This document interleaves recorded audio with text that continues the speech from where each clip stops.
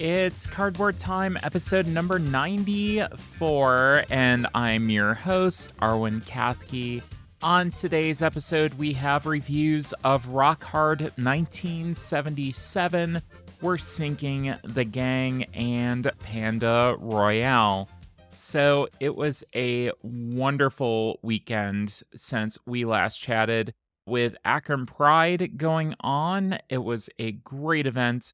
And Olivia Lothery was in town. Unfortunately, with everything that was going on, we had hoped to record together. Unfortunately, we were just way too busy to sit down and record this together. So I am recording this a little bit earlier than normal just due to DragonCon. Getting back at night and then immediately having to record did not sound like a good time to me at all. So I just decided to record this the Wednesday before and chat with you about all the stuff that's going on. And as always, we start with the Shelf of Aspiration, and it is down by 2. I am down to 130. 3 incoming games. They were all review copies from Cosmos, Nun Attack, which y'all have heard me talk about a lot on this channel and also on my YouTube channel as well. So I am very excited to get that played. I am taking that down to DragonCon with me. The Gang and Ingenious. The Gang I will be talking about, and Charlie just walked in. This is something. Hi, buddy. Yeah, he just wants to hang out. Okay. The Gang we did get to play, and I will be talking about that on this episode. Ingenious, however, we did play, and I will be talking about that on the next episode. I do have my notes for that, just didn't want to add this in with talking about 4 games already and having to get ready for DragonCon. So I did play 5 games. Ingenious and The Gang were 2 of those. Another was Compile Main 1. I will be talking about this on the next episode as well. Definitely have some thoughts on that one. Rock Hard 1977 and We're Sinking were the other 2, and I will be talking about those on this episode. So let's get into the reviews. We have 4 of them today, and we are going to start with Rock Hard 1977. It plays from 2 to 5 players in 45 to 90 minutes. Designed by Jackie Fox, the art is by Jennifer Geiner, and published by DeVere. It's 1977. You're an up-and-coming musician dreaming of making it big with your band. Over the next few months, you'll rehearse, play gigs, write songs, and promote your band. With a little careful planning and some luck, you'll earn the most fame and become the best new artist of the year. Designed by Jackie Fox, member of 1970s rock band The Runaways, 4-time Jeopardy champion, and designer of the narrative adventure trilogy, The Adventures of the Chubby Slugs, and illustrated by Jennifer Geiner, Rock Hard 1977 allows games for groups between 2 to 5 players from 14 years old in games lasting about 45 to 90 minutes, like I told you. Rock Hard 1977 is played over a maximum of 9 rounds, each representing a typical day of 1 month in 1977 from April to December. You win the game by accruing the most fame. How? Increasing reputation, chops, and songs, achieving production, performance, and publicity bonuses, getting record deals and earning royalties, playing concerts, and hanging out at the hottest after-hours spot. Ready to live like a rock star? So this was purchased at Gen Con once again. Thanks to Rob for picking this up. There are so many people hyping this game up, and it was a very tough thing to get it on Thursday. Rob did pick this up for me and had Jackie sign it. So that was awesome. This was like the big thing for me to get at Gen Con to purchase. Everything else I was getting review copies of that I really, really wanted. So this was like the big thing. There's a lot of production aspects to love in this, from the acrylic standees, the player board with the dials, I thought was such a cute, innovative touch. Really well done with that. The art is fantastic, very reminiscent of the era, really fit well, was kind of transported back into that era. And this is the only game that I've ever enjoyed paper money in. I was really cringing when I saw that this had paper money, and I was like, "Oh my god, no. I don't want that. I don't want paper money," and this was a really nice quality paper. All the paper money had little details in it. Really, really fun playing around with that, so I was absolutely good with that. Thematically, this game is very, very, very strong. It shows that Jackie put a lot of time and thought into it, and really throughout the game, that integration of grinding and, starting off in the early game with a job and having to go to it, getting a little bit of money so that you can pay for different things that you're going to need. And then eventually you're going to be working up towards playing bigger venues, which will then give you money so that you don't have to go to your job anymore. So, I mean, from a thematic standpoint, it is absolutely fantastic. And this does have a solid worker placement core. I think that, there's a good worker placement game underneath that, and really it's okay as far as, the game behind it itself, but the theme does elevate that a lot.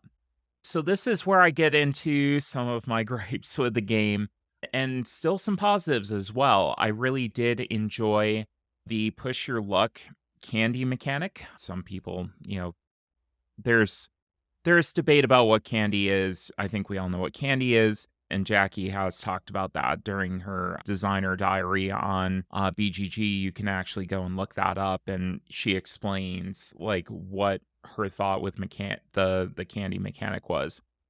I hated the deck in this. I absolutely hated having this deck, and I want to explain it a little bit. So candy is basically a way of getting extra actions. So it's something that's letting you push through, letting you do something extra. And this game is very tight with realistically 27 actions at its core because you're playing over 9 months. You have morning action, you have like an afternoon or early evening action, and then you have a late night action. That's all that you get unless you're gonna be popping candy, and that's where you get your actions. So, to only have 27 actions throughout the game, having an extra 1 or 2 is going to help you out immensely. There is a little bit of push your luck with that. So, going in and having that, candy mechanic is very interesting. If you roll under your craving level, which does go up every single time that you do use candy, if you roll under your craving level, you actually have to miss your morning action, which isn't the end of the world towards the end of the game because you're not really doing much in the morning. More of your stuff is going to be happening in the evening where you're playing venues and you're hanging out, and that those are your more important actions. But it is missing out on an action later. The deck, and what I'm trying to get to, is basically a flip to determine how many actions that you're going to get with that candy. There is one card that has 2 actions. I think there's maybe 8 that have just +1 action, and then there's a 0 actions card. And for me, this is way too punishing. I think it's the sake of a mechanic when it didn't really need to be there. Everyone could just get 1 action. I don't really know why, this was included when you have this separate mechanic about the, kind of addiction or the craving or whatever you want to call it. That was solid. To have that punishment where one player is going to get potentially +2 actions and then another player doesn't get any at all from this and still has to go through that punishment of increasing your craving, To me, it did not work at all. It didn't feel good. I was the one that actually benefited from that multiple times. I actually got +2 actions twice. Jordan wound up with, the no action card once or twice. So if you look at that through the long run, I'm actually getting 4 actions over what he's getting, and it felt way too punishing. It could have been dropped off and, in my opinion, not included in there at all. Another gripe that I had was the iconography on the hangouts that you're doing later at night. Each one of them does something a little bit different. They'll increase a different stat. And the board very easily could have included what each hangout location did, but we had to refer to the rule book every single time to go in and see what it did. This was something that could have very easily been included on the board, little symbols, and you would have been absolutely fine. Instead, you had to keep the rule book open, and that to me was a very small fix that could have made things a lot easier. I wasn't a huge fan of the rule book. I thought the rule book was okay, but there were a lot of edge cases that we did have to go the rule book for, and it was all right, but even at that, like some of the edge cases that we did come across, we actually had to go to BGG to kind of resolve after that, so it wasn't great. My fingers did hurt at the end of the day from turning the dials. They were really tight, which is a minor gripe. It's a minor production issue on a component that really does add a lot to the game. I really did like these player boards quite a bit. I thought that they were pretty cool, and it was just so thematic. The color vision was okay on this. The bases were okay and easy enough to distinguish from me. The components could, easily be separated by color at the beginning of the game. The only interaction really that you have on the overall player board is the cubes that you're going to be placing on the goals, and then the standees, which will have different figures on them anyways. So I thought that they did a pretty decent job with the color vision, the symbology, not really involving color in anything that's, going to hurt you from a decision making process if you do have color vision issues. So for my final thoughts, I really wanted to like this one. This is a tough review to do. It's a decent to good worker placement game with a very, very well integrated thematic overlay. I love the theme, but I feel like there's too many gripes. The game seems to move too slow. It is grindy, which if you look at it from a thematic standpoint, yeah, that works, but it's just not as satisfying as a player for me to go in there and play around with it and have a satisfying game experience. And then the production issues that I had with it as well. I don't know if I'm going to get this to the table very often over other worker placement games I have in my collection. I have quite a few. Each one of them does something different. This, other than the theme, I didn't feel like it provided enough of a gameplay difference, that I'm really going to go to this that often. So I'm thinking long and hard about it, about whether it still deserves a place on my shelves. I'm leaning towards a call on this one. But I will say I give Jackie a lot of credit for going in and making something so thematic. I think, from again, thematic standpoint, this was really well done. It really integrated mechanisms along with production. I just wish some of the production and some of the minor details had been, taken care of a little bit better and get rid of that deck. I think that's something that we could house rule. Just get rid of the deck. It's one less thing to shuffle at the end of the round. It's one less thing to have to worry about as you're going through and, taking care of your candy resolution. So, yeah, probably unfortunately leaning towards a call on this one. But I would advise people to try it at least once just for the experience and just for, kind of that story that does come from this. I think it's interesting enough to try it once, just not a long term resident in my collection. And that was Rock Hard 1977. So, next, let's talk about We're Sinking. This plays from 3 to 6 players in 45 to 90 minutes, designed by Joseph Frederick. The art is by Joseph Frederick and Roman Novaklov and published by Ludimus Games. A pirate's life is all about the treasure or surviving to tell the tale. Turn yourself into a legend by defeating the enemy, saving the ship, and having the most valuable loot in your hand. But if the ship does sink, be the pirate who survived to tell the tale by having the fewest cards in your hand so that you can be light enough to flee on the lifeboat. In War Sinking, a 3 to 6 player secret action taking survival game, players take on the role of pirates on a ship under siege. As the ship takes damage, the crew must work together to repair the ship and defeat one of the threats: Kraken, skeleton pirates, megalodon, or sirens, while keeping the ship from sinking. Each turn, players choose one of 4 actions. Bucket decreases the current water level, patch fixes breaches and busted cannons, fire allows you to fire cannons at the enemy, and plunder allows you to steal revealed loot cards. Players discuss and possibly bluff about what actions they should take, then they secretly choose their actions on hidden compass dials, place them face down, then reveal them simultaneously. Will you or your fellow crew instead choose to selfishly pocket treasure as precious time runs out?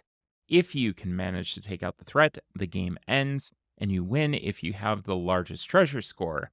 If the ship sinks before taking out the threat, you win by having the fewest cards in hand.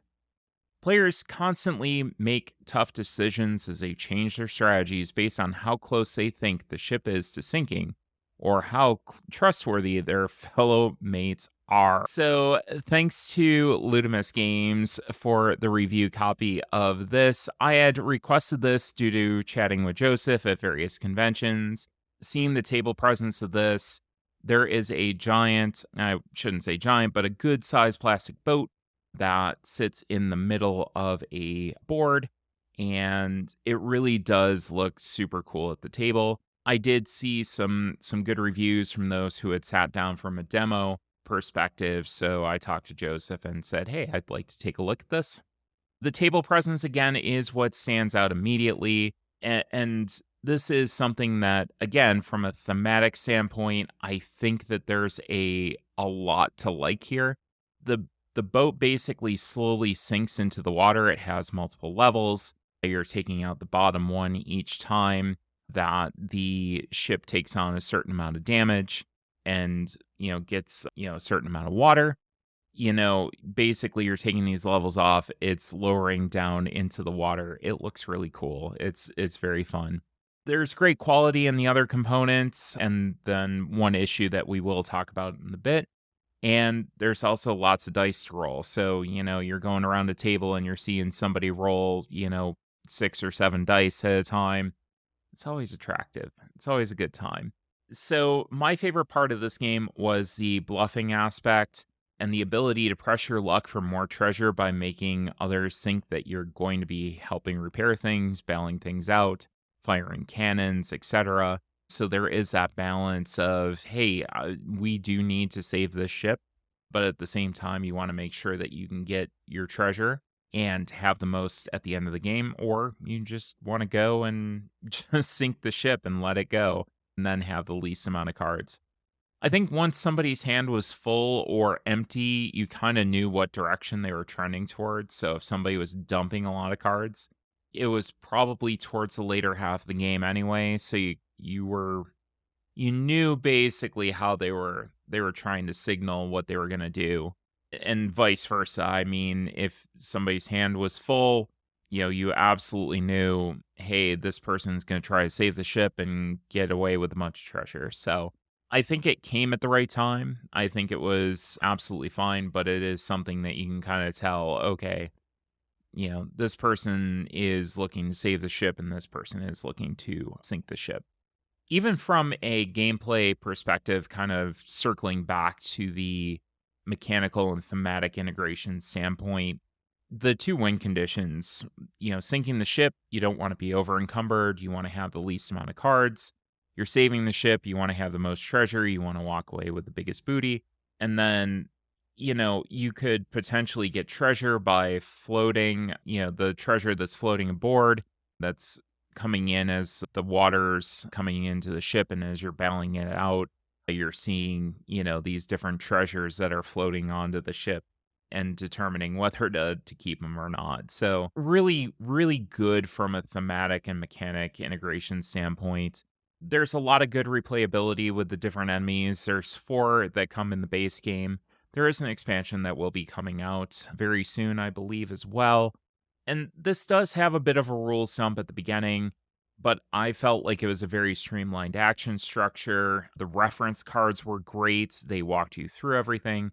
The first player token, or the first mate token, gives the player kind of step by step agency to run the game. So everybody is involved at some point of, hey, I've got to go and add these cards in. I have to check to see what the level is. So it does help teach the game as well for those players who aren't quite sure what's going on, throughout the first rounds. So I did think that that was really good. It was really, really well done from that standpoint.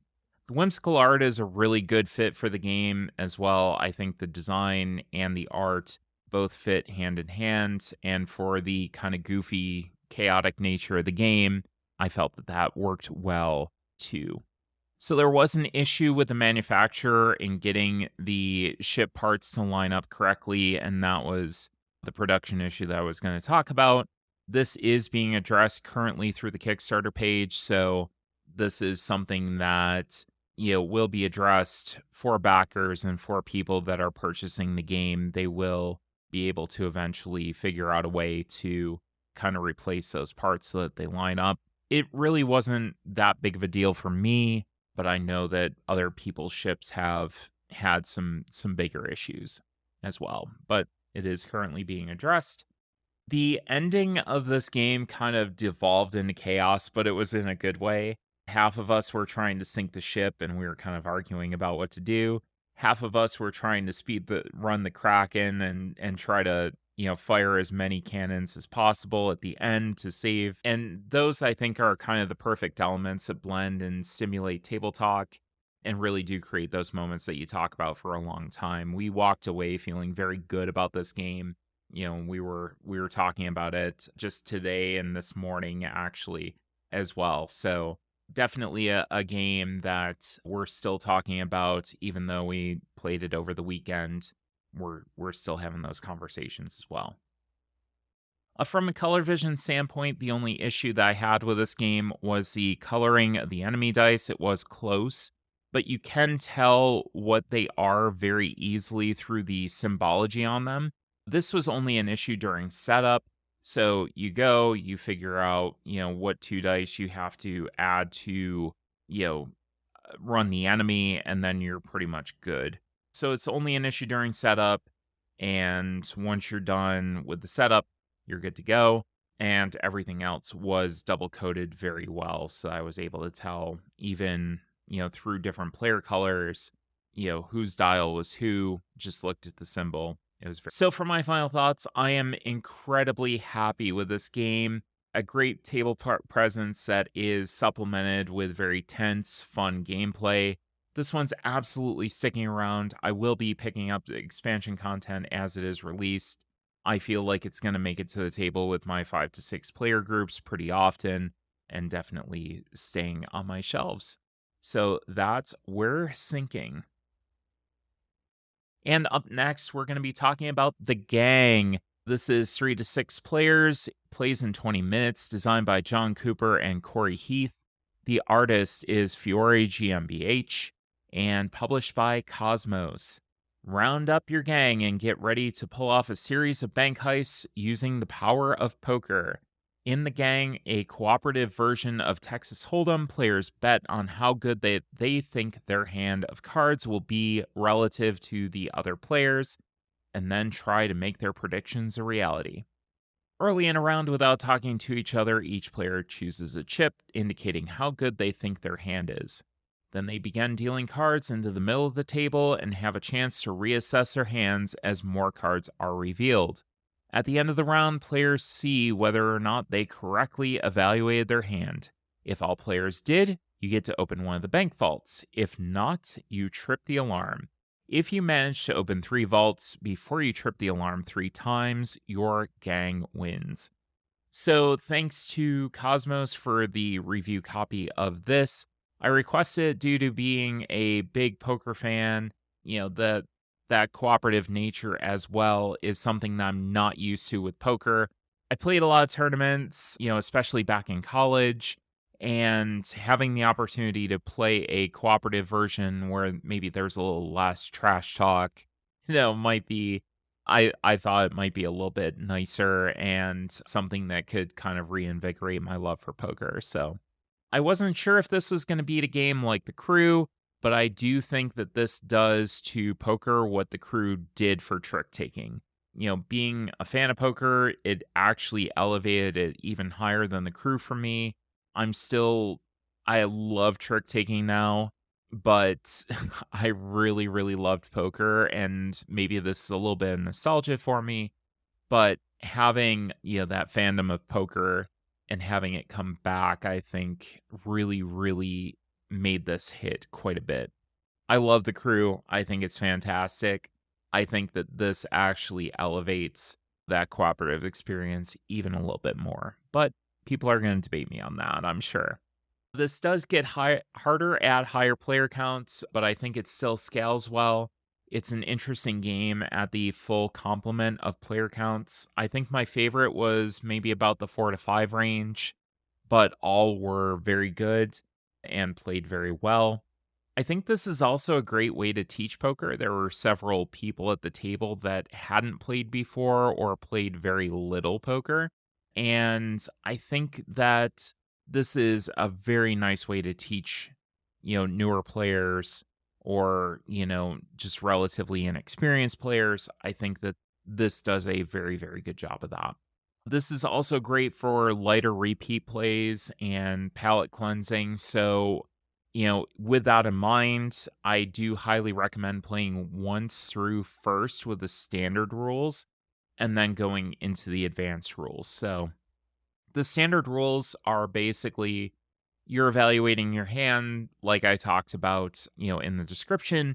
And once you do that, if you're right, you get to unlock the vault. If not, you set off an alarm, repeat 3 times or up to 5 times, depending on how you do. And then you either win or lose. Where the advanced variant, if you do set off the alarm, you get a little bit of a helping hand by a specialist. If you do open the vault, you do have a little bit of a not necessarily a penalty, but a little thing that makes the game a little bit harder as well and adds a little challenge and a little spice, which I really, really liked. Made things very interesting and made us have to kind of think creatively as well. So, from a color vision perspective, the chips were a little bit close in color for me with the progression between yellow, orange, and red. The white ones were absolutely fine, but I was able to distinguish them apart by comparison. This might be a little bit harder in lower light situations. I do intend to test that at DragonCon. This is absolutely coming with me on my trip, and I do plan on playing this quite a bit more over Labor Day. So I will test that out and I will report back on what I thought of that. But yeah, a little bit of color vision issues there, but nothing that made the game unplayable, for me for sure. So for my final thoughts, we played game after game of this. It is my short list. It's on my short list of games to take with me to gatherings for at least the rest of the year.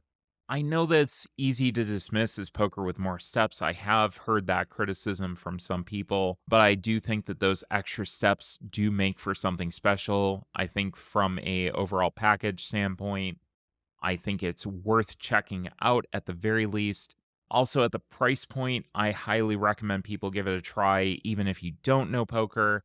This is a keeper. I would have bought this even if I wasn't given the review copy, just from the standpoint of how good I think it was. So definitely check this one out, and that is The Gang. And then finally, let's chat about Panda Royale. This is from 2 to 10 players, from 20 to 30 minutes, designed by Nathan and Jake Jenny. and the artist is Nathan Jenny, published by Last Night Games. Each year, as the Midsummer Festival begins, the seven panda clans gather to celebrate their many years of peace and prosperity.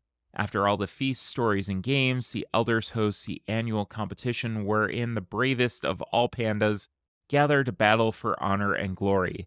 The panda clans each have their own powers and abilities, and the elders consider those strengths carefully as they assemble their teams.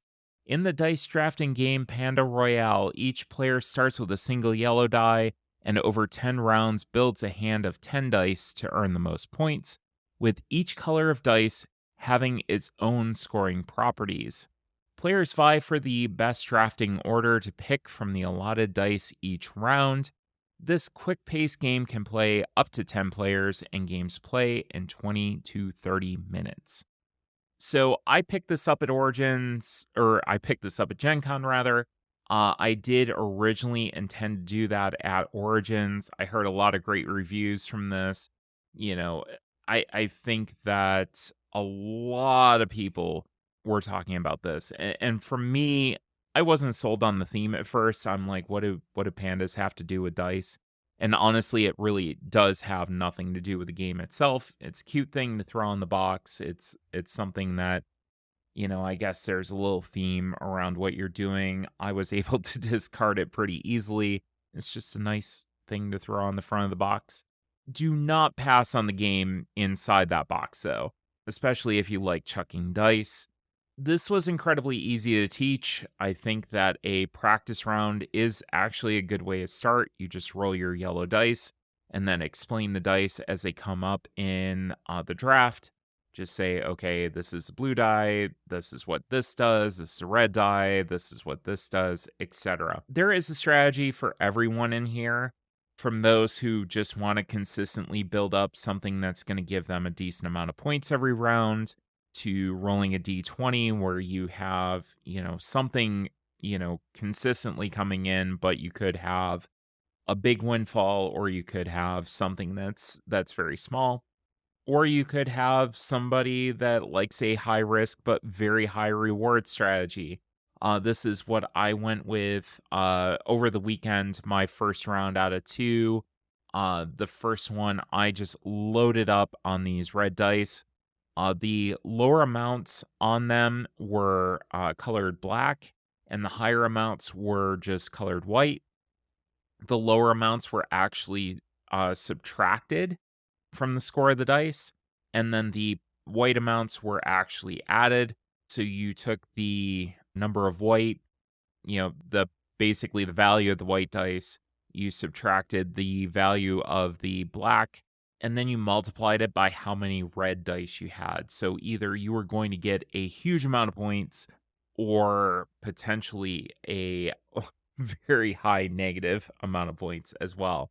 So that really helped me because I got lucky with those dice. I got a huge, huge score. So that was very fun. It's very interesting to see the strategies that people come up with, and that based on the drafting availability of what's out there for people to grab. So I think that it's a very fun game. I'm not sure how the top player counts would do.